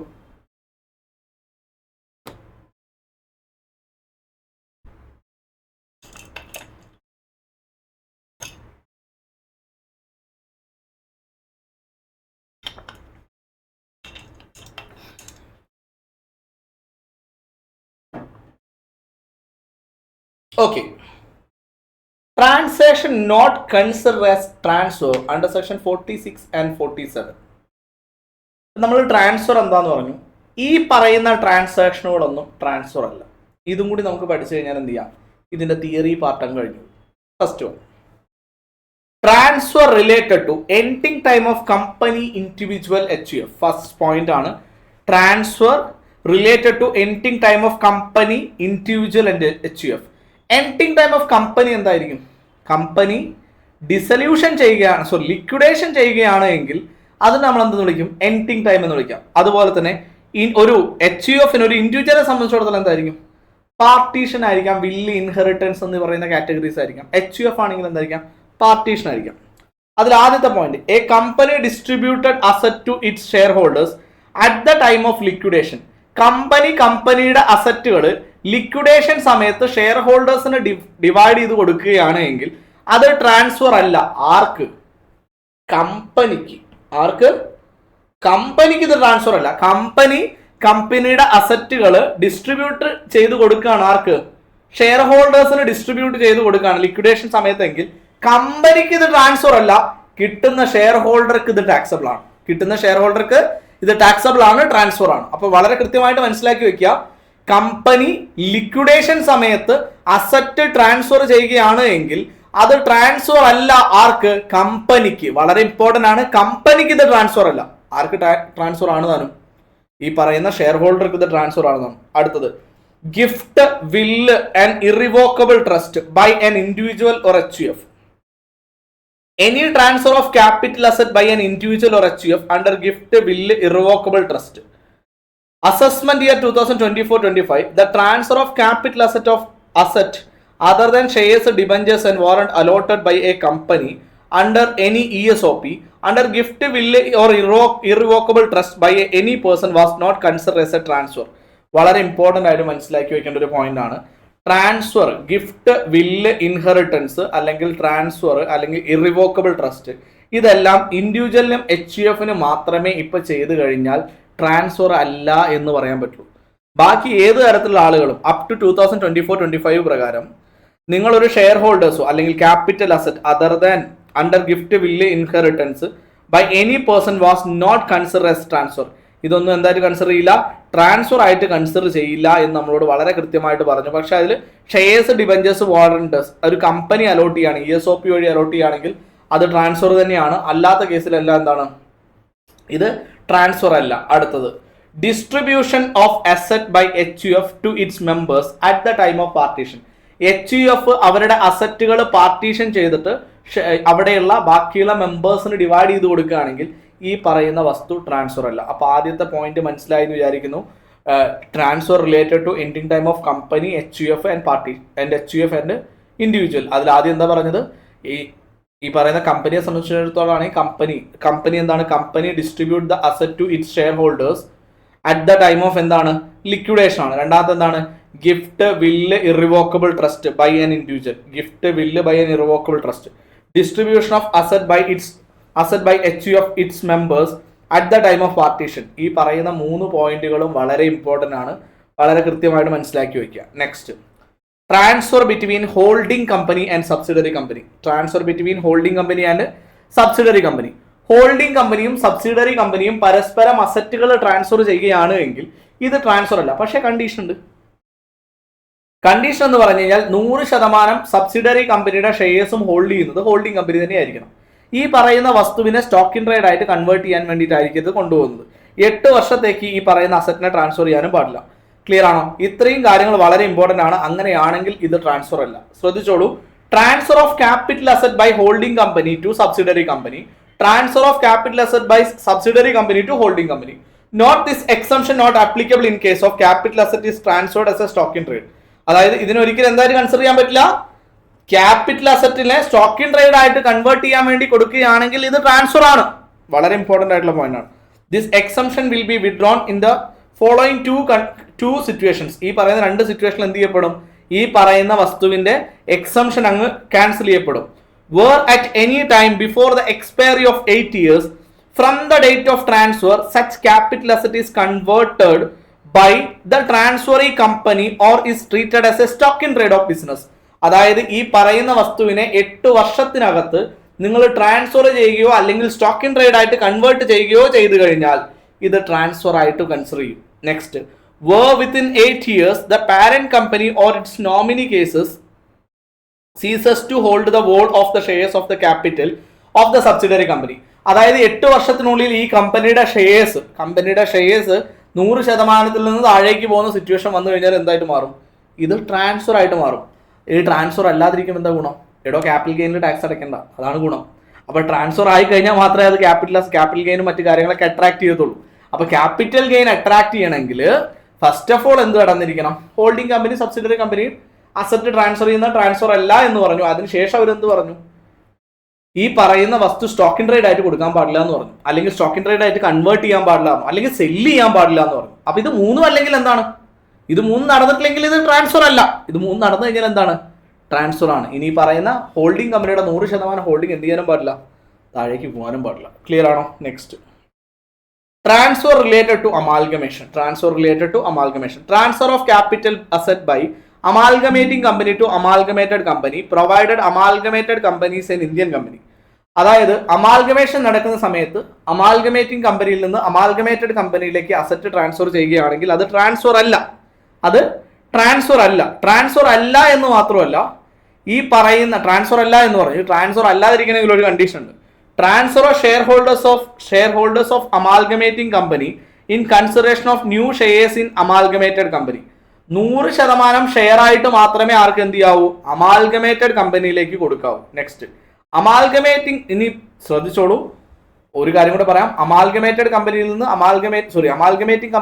അമാൽഗമേറ്റഡ് കമ്പനിയിലേക്ക് അസറ്റുകൾ ട്രാൻസ്ഫർ ചെയ്യുകയും ഈ അമാൽഗമേറ്റ് ചെയ്യപ്പെട്ടുള്ള കമ്പനി ഇന്ത്യൻ കമ്പനി ആയി മാറുകയും ചെയ്തിട്ടുണ്ടെങ്കിൽ ഇത് ട്രാൻസ്ഫർ അല്ല എന്ന് പറഞ്ഞു. രണ്ടാമത്തെ പോയിന്റ് വളരെ ഇമ്പോർട്ടന്റ് ആണ്. അമാൽഗമേറ്റിംഗ് കമ്പനിയിൽ നിന്ന് അമാൽഗമേറ്റിംഗ് കമ്പനിക്ക് അമാൽഗമേറ്റഡ് കമ്പനി കൺസിഡറേഷൻ ആയിട്ട് കൊടുക്കുന്നത് പൂർണ്ണമായിട്ടും ഷെയർസ് ആയിരിക്കണം. 1 രൂപ പോലും ക്യാഷ് കൊടുക്കരുത്, എങ്കിൽ ഇത് ട്രാൻസ്ഫർ അല്ല. ക്ലിയർ ആണല്ലോ അല്ലെ? മനസ്സിലായിട്ടുണ്ടല്ലോ അല്ലെ? നെക്സ്റ്റ്, ഇനി amalgamating foreign company transfer shares held in an Indian company to the amalgamated foreign company provided. അതായത് ഇത് ഫോറിൻ കമ്പനികൾ പരസ്പരം അങ്ങോട്ടും ഇങ്ങോട്ടും ട്രാൻസ്ഫർ ചെയ്യണം. പക്ഷേ ഇന്ത്യയിൽ കണക്ഷൻ ഉള്ള കമ്പനി ആണെങ്കിൽ at least 25% of share holders of amalgamating foreign company shall continue to the share holders of amalgamated foreign company. Such transfer does not attract capital gain in the country of amalgamating company. വളരെ കൃത്യമായിട്ട് മനസ്സിലാക്കുക. 25% share ഹോൾഡേഴ്സും amalgamated foreign കമ്പനിയിൽ ഉണ്ടായിരിക്കുകയാണെങ്കിൽ ഈ പറയുന്ന transfer എന്തല്ല, ഈ പറയുന്ന അസറ്റുകൾ അങ്ങോട്ടും ഇങ്ങോട്ടും ട്രാൻസ്ഫർ ചെയ്യുക, അല്ലെങ്കിൽ അമാൽഗമേറ്റിംഗ് കമ്പനിയിൽ നിന്നോ അമാൽഗമേറ്റഡ് കമ്പനിയിൽ നിന്നോ അസറ്റുകൾ ട്രാൻസ്ഫർ ചെയ്യുകയാണെങ്കിൽ അമാൽഗമേറ്റിംഗ് കമ്പനിയിൽ എന്തല്ല, ഇത് ട്രാൻസ്ഫർ അല്ല. അല്ലെങ്കിൽ ഏത് കൺട്രിയിലാണോ അമാൽഗമേറ്റിംഗ് നടക്കുന്നത് ആ കൺട്രിയിൽ ഇത് ടാക്സബിൾ അല്ല. ക്ലിയർ ആണോ? Next, transfer in a scheme of amalgamation of banking company with banking institution. Banking companies banking ഇൻസ്റ്റിറ്റ്യൂഷനുമായിട്ട് എന്ത് ചെയ്യാണ്? അസോസിയേറ്റ് ചെയ്യാണ്. ഇപ്പോൾ ബാങ്കിങ് കമ്പനീസ് എന്ന് പറയുമ്പോൾ SBI, ഇപ്പോൾ for example state bank of ഇന്ത്യയും സ്റ്റേറ്റ് ബാങ്ക് ഓഫ് ട്രാവൻകൂർ ഉണ്ടായിരുന്നു, SBT ഉണ്ടായിരുന്നു. അപ്പോൾ ഇത് രണ്ടും കൂടി അമാൽഗമേറ്റ് ചെയ്തപ്പോൾ SBI ആയി. അതുപോലെ സിൻഡിക്കേറ്റ് ബാങ്കും നമ്മുടെ കനറ ബാങ്കും അസോസിയേറ്റ് ചെയ്തപ്പോൾ ഒരു പുതിയ ബാങ്കായി, കനറ ബാങ്ക് തന്നെയായി. ഇതൊക്കെ എന്താണ്? ബാങ്കിങ് കമ്പനീസ് പരസ്പരം അസോസിയേറ്റ് ചെയ്യുന്നതാണ്. ഇതെന്തൊക്കെയാണ്? അങ്ങനെ അമാൽഗമേഷൻ നടക്കുകയാണെങ്കിൽ, ഇൻസ്റ്റിറ്റ്യൂഷൻസ് ആയി മാറുകയാണെങ്കിൽ, സെയിം ഇൻസ്റ്റിറ്റ്യൂഷൻ ആയിട്ട് മാറുകയാണെങ്കിൽ അത് ട്രാൻസ്ഫർ അല്ല. അടുത്തത്, transfer of capital asset in business of reorganisation by a producer cooperative bank to the successor cooperative bank. Cooperative ബാങ്കുകൾ എന്ത് ചെയ്യാണ്? ഒന്നിച്ചു കൂടാണ്. ഇപ്പോൾ ഫോർ എക്സാമ്പിൾ കേരള ബാങ്ക് എന്ത് ചെയ്തു? ഇവിടെ ഉണ്ടായിരുന്ന മലബാർ ഡിസ്ട്രിക്ട് കോർപ്പറേറ്റീവ് ബാങ്കും അതുപോലെ മറ്റെല്ലാ ബാങ്കുകളും കൂടി ചേർന്നുകൊണ്ട് എന്തായിട്ട് മാറി? അങ്ങനത്തെ കുഞ്ഞു ബാങ്കുകളെല്ലാം കൂടെ കൂട്ടിയിട്ട് ഒരു ബാങ്കായിട്ട് മാറി. അങ്ങനെയാണെങ്കിൽ അതും ട്രാൻസ്ഫർ അല്ല. അടുത്തത്, transfer of shares by a share holders of the producer cooperative bank consideration for shares in a successor cooperative bank. നിങ്ങൾ എല്ലാ കാര്യത്തിലും മനസ്സിലാക്കുക, ഇതിനൊക്കെ ഷെയർ ആയിട്ട് മാത്രമേ കൺസിഡറേഷൻ കൊടുക്കാവൂ. സിംഗിൾ പൈ ക്യാഷ് ആയിട്ട് കൊടുത്തു കഴിഞ്ഞാൽ ഇതൊക്കെ ട്രാൻസ്ഫർ ആയിട്ട് മാറും. ക്ലിയർ ആണോ? വളരെ ഇമ്പോർട്ടൻ്റ് ആണ്. അപ്പോൾ ഇത്രയും പോയിന്റ് ഒന്ന് വായിക്കാം.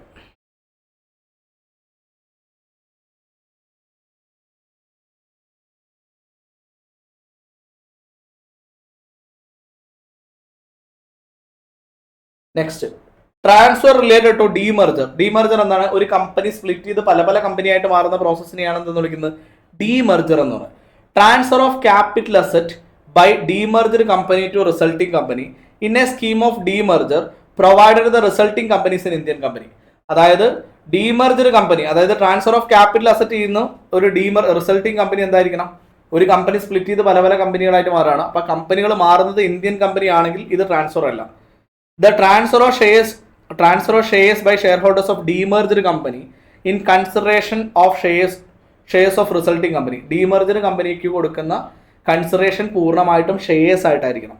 ഇനി ഒരു ഫോറിൻ കമ്പനിയാണ് ഡീമർജ് ചെയ്യുന്നത്. Demerged foreign company transfer shares held in Indian company to the resulting foreign company provided. അതായത് രണ്ടും ഫോറിൻ കമ്പനി തന്നെയാണ്, പക്ഷേ അവരുടെ ഷെയർസ് ഹെൽഡ് ചെയ്യുന്നത് ഇന്ത്യൻ കമ്പനി കൂടി ഹെൽഡ് ചെയ്യുന്നുണ്ടെങ്കിൽ 75% share holders of 75% shareholders holding 75% value of shares demerged company shall continue to be the share holders of resulting company. ഇതെന്തായിരിക്കണം? Resulting കമ്പനിയിൽ 75% ഷെയർസും ഹോൾഡ് ചെയ്തിരിക്കണം. Such transfer does not attract capital gain in the country of demerger. അതായത് ആ കൺട്രിയിൽ എന്ത് ചെയ്യപ്പെടില്ല?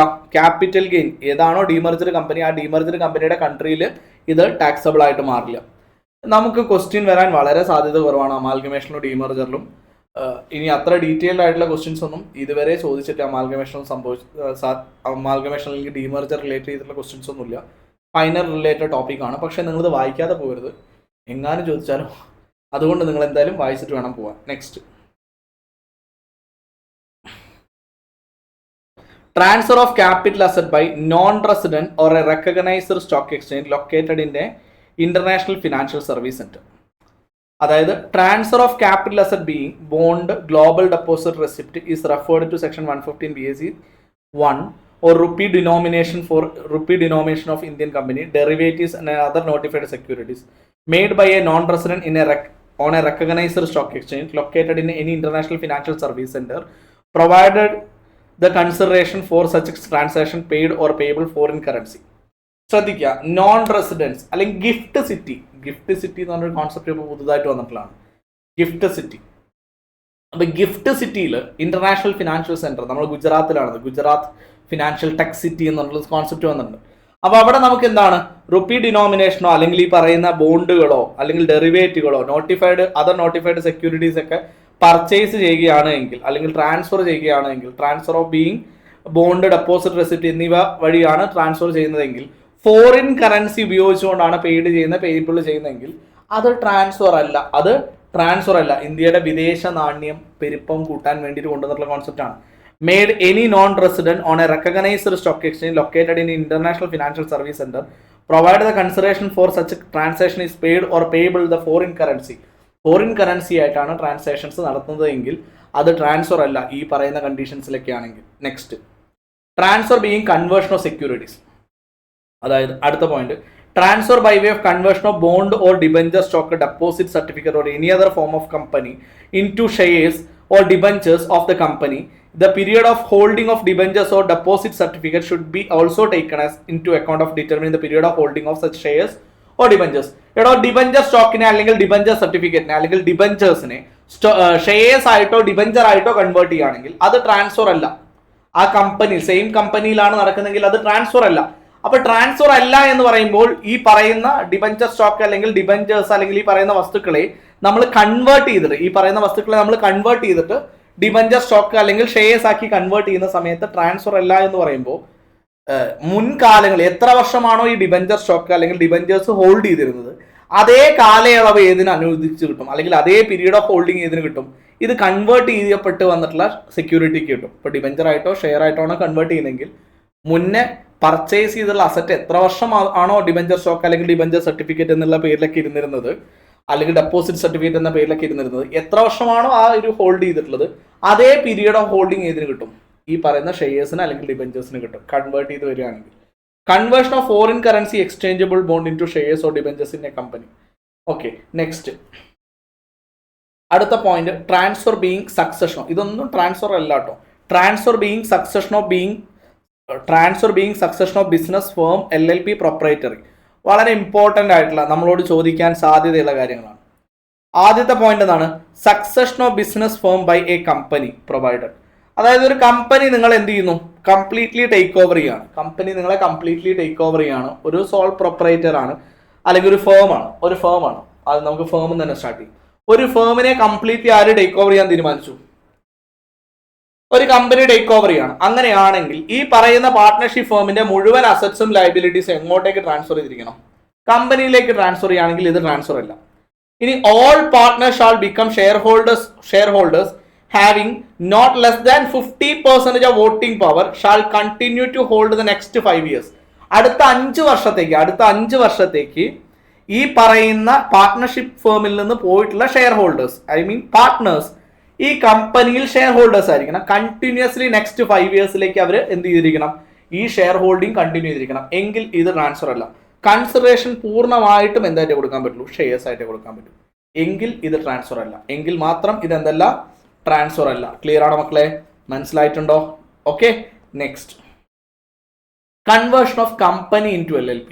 ഇത് ഭയങ്കര ബിരുദന്മാർ ചെയ്യുന്ന പരിപാടിയാണ്. കമ്പനീനെ LLP ആയിട്ട് കൺവേർട്ട് ചെയ്യുക. ഇത് നമ്മൾ അധികം കേൾക്കാത്തൊരു വേർഡാണ്. കമ്പനീനെ LLP ആയിട്ട് കൺവേർട്ട് ചെയ്യുന്നതിന്റെ ഗുണം എന്താണ്?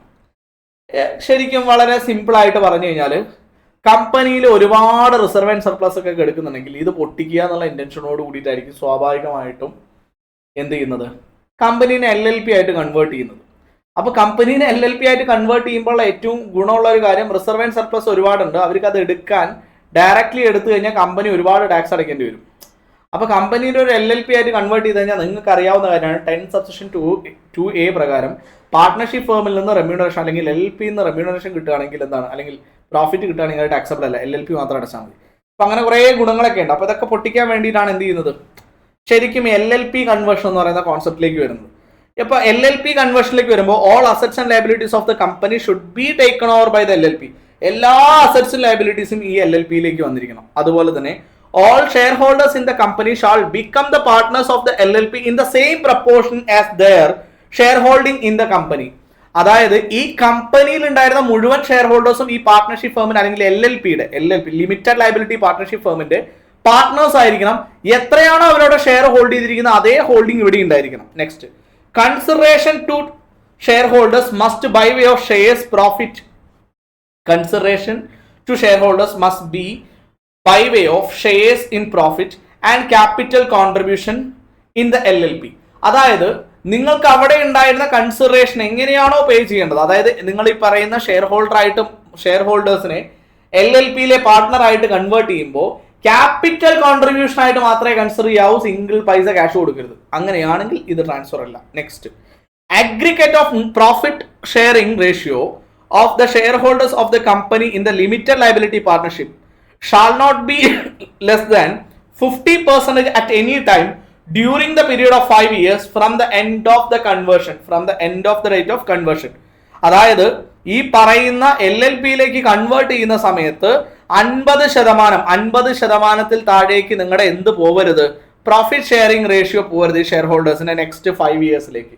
അതുപോലെ തന്നെ total sales turn over gross receipt in the business of the company in any of 3 previous years preceding to the previous year in which the conversion take place does not exceed 60 lakh rupees. അതായത് ഈ പറയുന്ന conversion of LLP നടക്കുന്നതിന് 3 വർഷം മുന്നേ വരെ, അതായത് 3 വർഷം എടുക്കുകയാണെങ്കിൽ 3 വർഷവും 60 ലക്ഷത്തിൽ കൂടുതൽ ടേൺ ഓവർ ഉണ്ടായിരിക്കരുത്. 60 ലക്ഷത്തിൽ കൂടുതൽ ടേൺ ഓവർ ഉണ്ടായിരിക്കരുത് ഈ കമ്പനിക്ക്. അങ്ങനെയാണെങ്കിൽ മാത്രമേ നിങ്ങൾക്ക് എന്തായിട്ട് കൺവേർട്ട് ചെയ്യാൻ പറ്റുള്ളൂ, LLP ആയിട്ട് കൺവേർട്ട് ചെയ്യാൻ പറ്റുള്ളൂ. No amount is paid either directly or indirectly to the partners out of balance of accumulated profit standing in accounts of which the company on the date of conversion for a period of 3 years from the date of conversion. അതായത് ഈ പറയുന്ന LLPയിലേക്ക് നിങ്ങൾ convert ചെയ്ത് കഴിഞ്ഞാൽ 3 വർഷത്തേക്ക് ഈ കമ്പനിയുടെ accumulated profit share ഹോൾഡേഴ്സിന് വീതം വെച്ച് കൊടുക്കാൻ പാടില്ല. ക്ലിയർ ആണോ? അങ്ങനെ നിങ്ങൾ ഇത് ഡിവൈഡ് ചെയ്ത് ഡിസ്ട്രിബ്യൂട്ട് ചെയ്ത് കഴിഞ്ഞാൽ ഇത് എന്തായിട്ട് മാറും? ക്യാപിറ്റൽ ഗെയിൻ ആയിട്ട് മാറും. ഇത് ക്യാപിറ്റൽ ഗെയിൻ ആയിട്ട് മാറും, അഥവാ ട്രാൻസ്ഫർ ആയിട്ട് മാറും. നെക്സ്റ്റ്,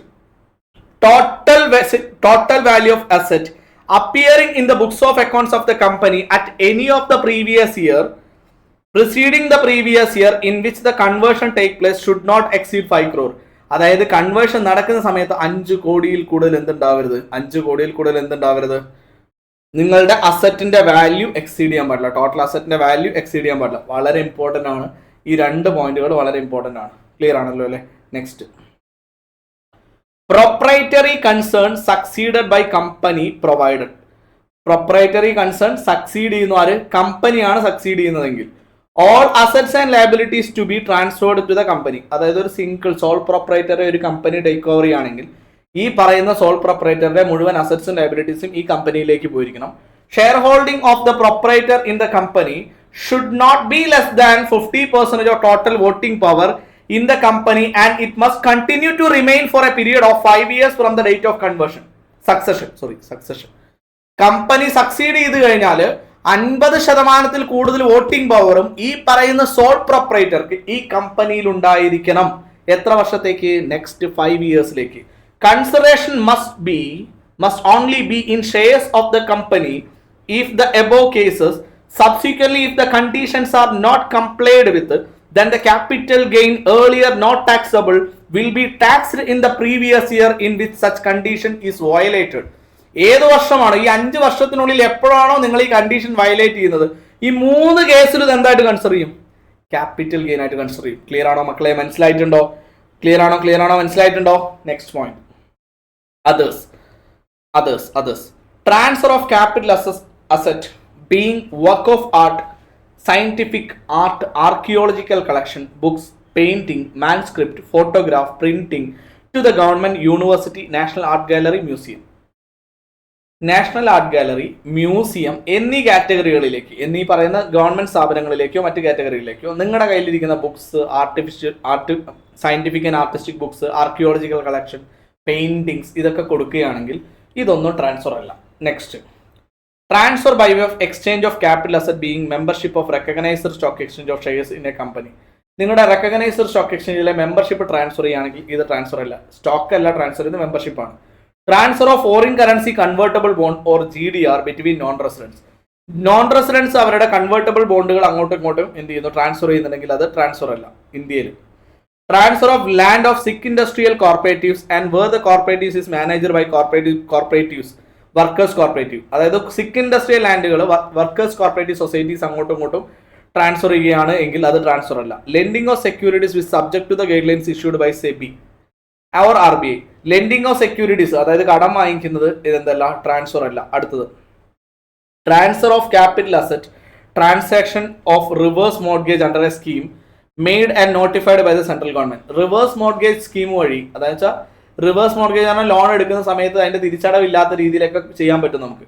അതായത് എന്റെ മരണാനന്തരം ഈ പറയുന്ന വസ്തു ബാങ്കിന് ഏറ്റെടുക്കാം എന്നുള്ള കോൺസെപ്റ്റ് ഒക്കെയാണ്. അപ്പൊ അതിൽ റിവേഴ്സ് മോർഗേജ് എന്നാണ് പറയുക. അപ്പൊ ഈ കോൺസെപ്റ്റ് പ്രകാരം ട്രാൻസ്ഫർ ചെയ്യുന്ന ആ ഫണ്ട് ട്രാൻസ്ഫർ ചെയ്യുക അല്ലെങ്കിൽ ലോൺ എടുക്കുകയും ചെയ്യുന്നത് എന്തല്ല, ട്രാൻസ്ഫർ അല്ല.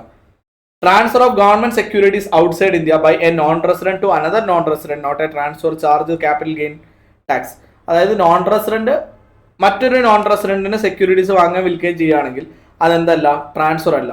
നെക്സ്റ്റ്, ഗവൺമെന്റ് സെക്യൂരിറ്റീസ് ആണ് കേട്ടോ. ഇന്ത്യക്ക് പുറത്തുള്ള ഗവൺമെന്റ് സെക്യൂരിറ്റീസിനെ കുറിച്ചാണ് പറയുന്നത്. അടുത്തത്, exchange of shares of special purpose vehicle by a sponsor of units of business trust. അതായത് സ്പെഷ്യൽ പർപ്പസ് വെഹിക്കിൾ എന്ന് പറയുന്ന കാര്യം ബിസിനസ് ട്രസ്റ്റുകൾ അങ്ങോട്ടും ഇങ്ങോട്ടും എന്ത് ചെയ്യുന്നു, അസറ്റുകൾ ട്രാൻസ്ഫർ ചെയ്യുന്നു അല്ലെങ്കിൽ ഫണ്ട് ട്രാൻസ്ഫർ ചെയ്യുന്നു. ഇതൊന്നും എന്തല്ല, ട്രാൻസ്ഫർ എന്ന് പറയുന്ന കാറ്റഗറിയിൽ ഉൾപ്പെടില്ല. അടുത്ത, transfer of sovereign gold bond issued by RBI. Sovereign gold bond SGB വളരെ ഇമ്പോർട്ടന്റ് ആയിട്ടുള്ള ടോപ്പിക്കാണ്. SGB എന്ന് പറയുന്നത്, SGB റിഡംഷൻ ചെയ്യുന്നത് മെച്യൂരിറ്റി പീരിയഡിന് ശേഷമാണെങ്കിൽ ട്രാൻസ്ഫർ അല്ല. മെച്യൂരിറ്റി പീരിയഡിന് മുൻപാണ് ചെയ്യുന്നതെങ്കിൽ ട്രാൻസ്ഫർ തന്നെയാണ്. അത് ക്യാപിറ്റൽ ഗെയിൻ ആണ്, ടാക്സബിൾ ആണ്. ഇവിടെ നമ്മൾ വളരെ കൃത്യമായിട്ട് മനസ്സിലാക്കേണ്ടത് റിഡംഷൻ ചെയ്യുന്നത് മെച്യൂരിറ്റി പീരിയഡിന് ശേഷമാണ്. മെച്യൂരിറ്റി പീരിയഡിന് ശേഷമാണെങ്കിൽ ഇത് ട്രാൻസ്ഫർ അല്ല. അതായത് സോവർജിൻ ഗോൾഡ് ബോണ്ട് എന്താണെന്ന കോൺസെപ്റ്റ് നിങ്ങൾക്ക് അറിയുന്നതാണ് എൻ്റെ ഒരു ധാരണ. സോവർജിൻ ഗോൾഡ് ബോണ്ട് എന്ന് പറഞ്ഞു കഴിഞ്ഞാൽ ഇന്ത്യയിലെ ഏറ്റവും പ്രധാനപ്പെട്ട ഒരു പ്രതിസന്ധി എന്ന് പറയുന്നത് ഇന്ത്യയുടെ ഫോറിൻ കറൻസി നിക്ഷേപം വളരെ കുറവാണ്. അപ്പോൾ ഇന്ത്യയുടെ ഫോറിൻ കറൻസി നഷ്ടപ്പെടാതിരിക്കാൻ വേണ്ടി ഗവൺമെന്റ് കൊണ്ടുവന്നിട്ടുള്ള ഒരു പോളിസിയാണ് സോവർജിൻ ഗോൾഡ് ബോണ്ട്. ഗോൾഡ് പർച്ചേസ് ചെയ്യുന്നത് ഒരു ഇൻവെസ്റ്റ്മെന്റ് ആയിട്ടാണ് നമ്മുടെ നാട്ടിലെ ആളുകൾ കാണുന്നത്, അല്ലെ? നമ്മുടെ നാട്ടിലെ ആളുകൾ എങ്ങനെയാണ് കാണുന്നത്? ഇതൊരു വലിയ ഇൻവെസ്റ്റ്മെന്റ് ആയിട്ടാണ് കാണുന്നത്. അപ്പൊ ഈ ഇൻവെസ്റ്റ്മെന്റ് ഗവൺമെന്റിൽ, അതായത് ഈ ഒരു ലോഹം വാങ്ങിക്കുന്നതിന് പകരം നിങ്ങൾ ബോണ്ട് വാങ്ങിച്ചു എന്നുള്ളതാണ് ഗവൺമെന്റ് പറയുന്നത്. ഗവൺമെന്റ് നിങ്ങളോട് പറയുകയാണ് നിങ്ങൾ ബോണ്ട് വാങ്ങിച്ചോളൂ, ബോണ്ട് വാങ്ങിക്കാൻ ഞങ്ങൾ നിങ്ങൾക്ക് ഒരു ബെനിഫിറ്റ് തരാം, 5 വർഷത്തേക്കായിരിക്കണം നിങ്ങൾ ഈ ബോണ്ട് വാങ്ങിക്കുന്നത്, ഒരു സർട്ടൈൻ പെർസെന്റേജ് ഇൻട്രസ്റ്റ് തരാം. എനിക്ക് തോന്നുന്നു 2.5% ആണ് ഇൻട്രസ്റ്റ് വേണം സോവർജിൻ ഗോൾഡ് ബോണ്ടിന്. 2.5% ഇൻട്രസ്റ്റും തരാം. ഇത് കഴിഞ്ഞതിന് ശേഷം ഇത് റിഡംഷൻ ചെയ്യുന്ന സമയത്ത് അന്നത്തെ മാർക്കറ്റ് വാല്യൂ, ഗോൾഡിന്റെ മാർക്കറ്റ് വാല്യൂ ഏതാണോ അതേ റേറ്റിൽ നിങ്ങൾക്ക് ഇത് റിഡീം ചെയ്തെടുക്കാം. ഇതാണ് ശരിക്കും സോവർജിൻ ഗോൾഡ് ബോണ്ട്. അത് എന്തുകൊണ്ടാണ് ഗവൺമെന്റ് അങ്ങനെ ചെയ്യാൻ കാരണം? ഇന്ത്യയുടെ വിദേശ കറൻസി നഷ്ടപ്പെടുന്നതിന്റെ ഒരു പ്രധാന കാരണം ഗോൾഡ് വാങ്ങിച്ചിട്ടാണ്. അപ്പൊ ഈ ഗോൾഡ് വാങ്ങിക്കുന്നതൊന്ന് റെഡ്യൂസ് ചെയ്യുക എന്നുള്ളതാണ് ഗവൺമെന്റ് ഉദ്ദേശിച്ചത്. പക്ഷെ നമ്മുടെ നാട്ടിൽ എന്ത് നടന്നില്ല, അത് പോസിബിൾ അല്ല എന്ന് മനസ്സിലായി. ഇന്ന് എല്ലാ ആളുകളും ഗോൾഡിൽ തന്നെയാണ്, ലോഹം, ആ ഒരു മഞ്ഞ ലോഹം വാങ്ങിക്കുന്നതിന് ഭയങ്കര കാര്യമായിട്ട് കാണുന്ന ആളുകളാണ്. സോ അത് ബോണ്ടിൽ ഇൻവെസ്റ്റ് ചെയ്യുന്നതിന് പകരം ഇപ്പോഴും ഗോൾഡിൽ തന്നെയാണ് മിക്ക ആളുകളും ഇൻവെസ്റ്റ് ചെയ്യുന്നത്. അപ്പോൾ ഇങ്ങനെ ഒരു ഓപ്ഷൻ ഉണ്ട്, സോവർജിൻ ഗോൾഡ് ബോണ്ട്. ഇൻട്രസ്റ്റ് ആയിട്ട് 2.5% വരെയൊക്കെ ഇൻട്രസ്റ്റ് കിട്ടും. പ്ലസ് എന്തും കൂടെ ഉണ്ടാവും, ഇത് മെച്ചോർഡ് ആവുന്ന സമയത്ത് അഥവാ റിഡംഷൻ നടക്കുന്ന സമയത്ത് അന്നത്തെ മാർക്കറ്റ് വാല്യൂയിൽ ഈ പറയുന്ന അസറ്റ് വിൽക്കാം. അങ്ങനെയാണെങ്കിൽ ഇത് ട്രാൻസ്ഫർ അല്ല. അതിന് മുന്നേ വിറ്റ് കഴിഞ്ഞാൽ അത് ട്രാൻസ്ഫർ ആണ്. ക്ലിയർ ആണല്ലോ അല്ലേ? അതിന് മുൻപ് സെയിൽ ചെയ്ത് കഴിഞ്ഞാൽ ഇത് ട്രാൻസ്ഫർ ആണ്. വളരെ ഇമ്പോർട്ടൻ്റ് ആണ്, മനസ്സിലായെന്ന് വിചാരിക്കുന്നു. ഇത്രയും കാര്യങ്ങളാണ് ട്രാൻസ്ഫർ അല്ല എന്ന് നമ്മൾ പഠിക്കുന്നത്. ഇത്രയും കാര്യങ്ങളാണ് നമ്മൾ എന്ത് പഠിക്കുന്നത്? ട്രാൻസ്ഫർ അല്ല എന്ന് നമ്മൾ പഠിക്കുന്നു. ഇത്രയും കാര്യമാണ് ഇന്ന് നമ്മൾ എടുക്കാൻ ഉദ്ദേശിച്ചിട്ടുള്ളത്. കാരണം ബേസ് നിങ്ങൾ നല്ലോണം ഒന്ന് വായിച്ച് മനസ്സിലാക്കി വെക്കുക. നാളത്തെ ക്ലാസ് നമ്മൾ എന്തായിരിക്കും, എൻറ്റയർ ക്യാപിറ്റൽ ഗെയിൻ്റെ ക്വസ്റ്റ്യൻസ് അടക്കം കവർ ചെയ്ത് പോകുന്ന, എനിക്ക് തോന്നുന്നു നാളെ ഒരു 3 to 4 hours ആയിരിക്കും നമ്മുടെ ക്ലാസ് ടൈം. അതോടുകൂടി നമ്മൾ ക്യാപിറ്റൽ ഗെയിൻ തീർക്കും.